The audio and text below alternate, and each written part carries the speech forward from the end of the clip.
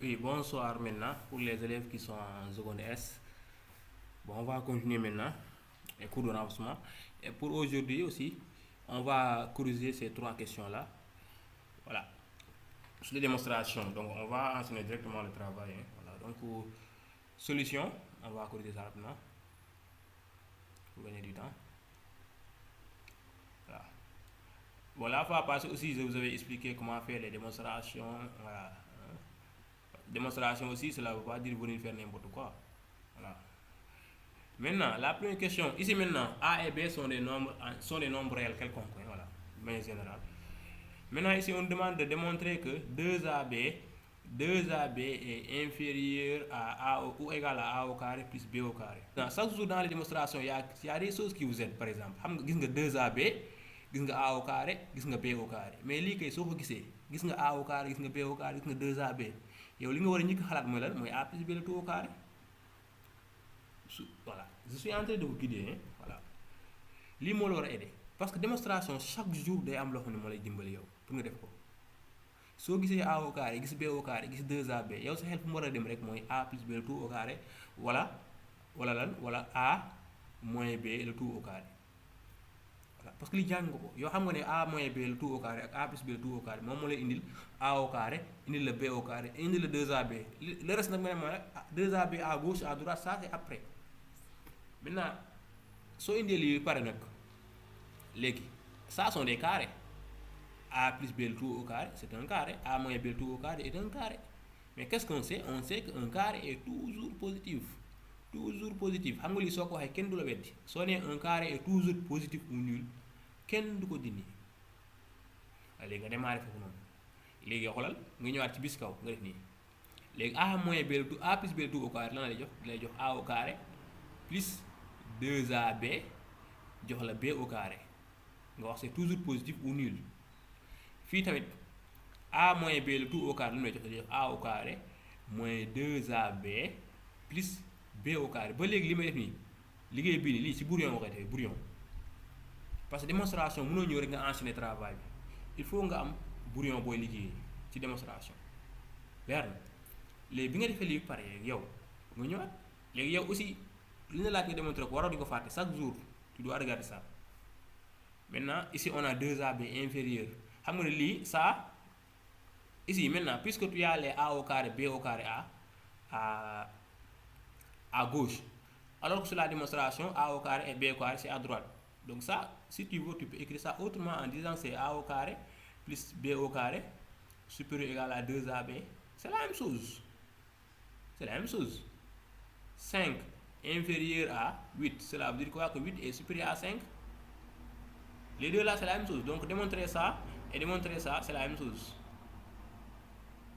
leer na léegi yow nag yaa xool fii lan moo la ban ngay transposer xam nga ici donc c'est le 2AB qu'on doit amener de l'autre côté mais regardez ici si on transpose le 2AB donc ici on va avoir quoi on va avoir moins 2AB donc c'est pas ça qu'on me demande de démontrer léegi tu vas prendre l'autre ici tu as moins 2AB si tu transposes le moins 2AB tu vas avoir ici quoi plus 2AB allons-y ici en bas on aura A au carré plus B au carré maintenant le 2AB je transpose ça donne 2AB mais c'est fini la démonstration est finie parce que souvent yéen démonstration yéen a koy métti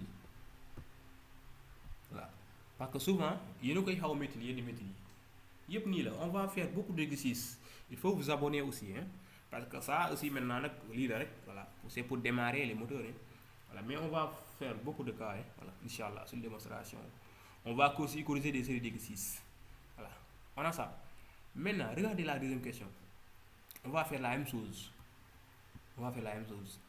chaque jour démonstration daa am loo xam ne moo lay guider léegi xool na deuxième question lu ñu wax on nous a dit de montrer quoi que A plus B le tout au carré maintenant aussi il faut être organisé en mathématiques une fois par exemple su fekkee ne def nga sa brouillon ba gis chemin bi je vois maintenant que c'est ça le chemin donc sur le cahier de cours ou bien pour corriger l'exercice tu vas organiser ça tu vas mettre ça directement c'est pas la peine de mettre l'autre qui est en haut puisque ça ne donne pas la réponse ici on demande de montrer que A plus B le tout au carré est inférieur ou égal à 2 facteurs de A au carré plus B au carré voilà Ici encore,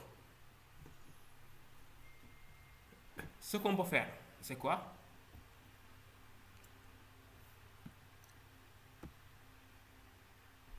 Voilà. On nous a dit, la question c'est en déduire. Voilà, en déduire ça. Donc ici, quand j'ai A plus B au carré inférieur ou égal, les deux là, je peux développer ça pour avoir deux facteurs de A au carré plus B au carré. Maintenant, tout à l'heure, on avait montré ça. Tout à l'heure, on avait ici A au carré plus B au carré supérieur ou égal à 2AB. Ça, la première question, c'est la même chose. Hein? Voilà. Je crois que c'est clair. Voilà. Ou bien aussi, on peut écrire ça comment? Puisque ici, on a inférieur. Ici, on va écrire ça sous forme d'inférieur. Hein? Voilà. Pour mettre inférieur, c'est facile. On va mettre 2AB inférieur ou égal à A au carré plus B au carré. Bon, ces genres de manipulation aussi, il faut comprendre ça quand même. Vous êtes en seconde S. Voilà. Voilà.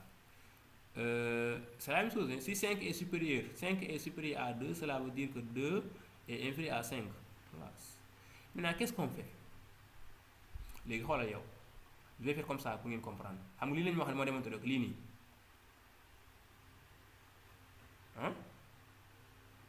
man lii laa am léegi yow nag yaay xaw a muus tuuti. Par exemple, ici, sur ce qu'on me demande de démontrer, je peux dire que c'est la même chose. Ça, démontrer ça, c'est la même chose que démontrer ça. Je développe le 2. 2A au carré plus 2B au carré. Xam nga lii c'est la même chose. su ma démontrer lii ak bii amul problème, amul différence. C'est la même chose. 2 bi rek laa développé. Mais am na problème bi muy am man mooy fan mooy fii nii man lii laa am te sur ce que j'ai A au carré ici, j'ai B au carré ici. J'ai pas 2A au carré plus 2B au carré. Mais ici encore, j'ai 2AB. Alors que sur la démonstration, ici, je dois avoir A plus B le tout au carré, là, war a am fii. Mais j'ai 2AB ici.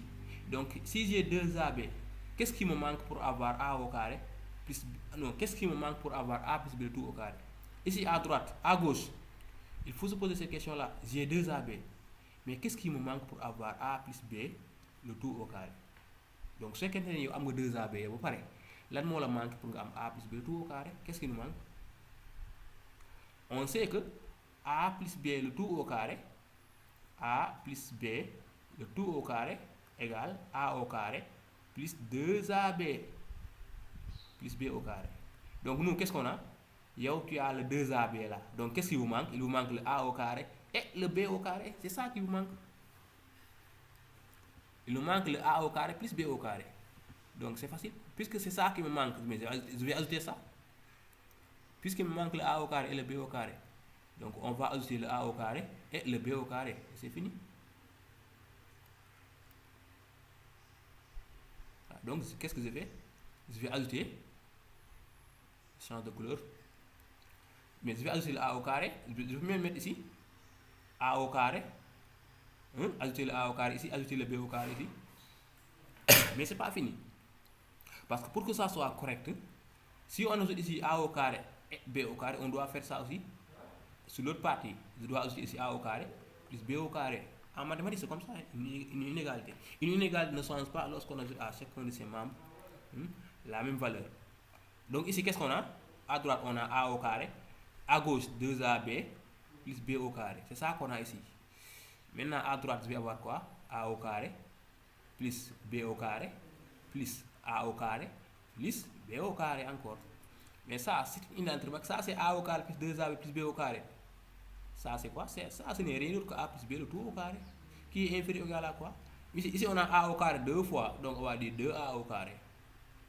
Plus B au carré deux fois plus 2B au carré. Fille, sur la neige, on factoriser par 2 et c'est fini. Regardez en bas, je suis en bas maintenant. 2 facteur de A au carré plus B au carré. Mais c'est fini. La démonstration est faite. A plus B le tout au carré.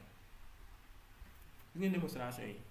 C'est-à-dire compliqué ou bien compliqué que voilà. On va corriger la troisième question. Voilà. Voilà, la troisième question, on nous demande de montrer A au carré plus B au carré plus C au carré est supérieur ou égal à AB plus BC plus CA.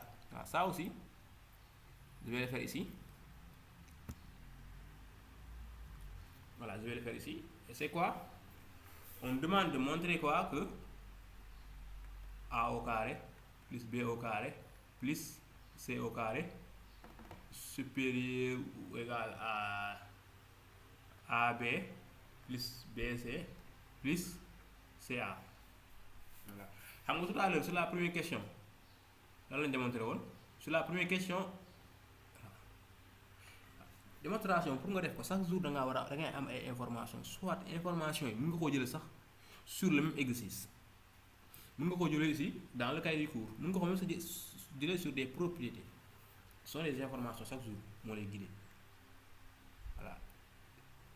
Si vous vous rappelez très bien sur la première question qu'est-ce qu'on avait fait? On avait montré quoi? Que A au carré plus B au carré est supérieur ou égal à 2AB.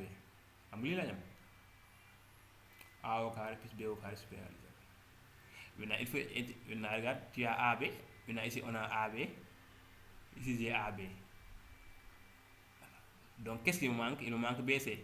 Donc je dois avoir la même chose, AB, BC. Maintenant si A au carré plus B au carré est supérieur à 2AB, cela veut dire quoi? Que la même chose, B au carré plus C au carré est supérieur à 2BC. C'est la même chose. Hein? Cela veut dire aussi quoi? Que C au carré plus quoi? Plus A au carré est supérieur ou égal à 2CA. Donc c'est ça. Mais les deux là doivent partir parce que la question il n'y a pas de 2. Qu'est-ce qu'on fait? On va faire la somme. Donc ici je vais additionner tout ce qui est à gauche inférieur ou égal à tout ce qui est à droite. Donc ce qui est à gauche, regardez, on a A au carré. Donc il y aura 2A au carré pour aller plus vite. 2A au carré plus la même chose B au carré 2 fois plus la même chose C au carré 2 fois supérieur ou égal à 2AB plus 2BC plus 2CA. La même chose. Ici on peut factoriser par 2. On aura 2 facteurs de A au carré plus B au carré plus C au carré supérieur ou égal à 2 facteurs de AB plus BC plus CA. Maintenant qu'est-ce qu'il faut faire? Il faut juste barrer les deux là. On peut éliminer les deux rapidement. Voilà. Et c'est fini, on a ce qu'il nous demande de faire. Ici le 2 est positif, hein? C'est pourquoi j'ai barré ça directement. Que ça ne change pas. Voilà. Je crois que c'est clair. Mais si c'était un nombre négatif, attention, on ne peut pas faire ça. C'est clair? Voilà, et c'est fini.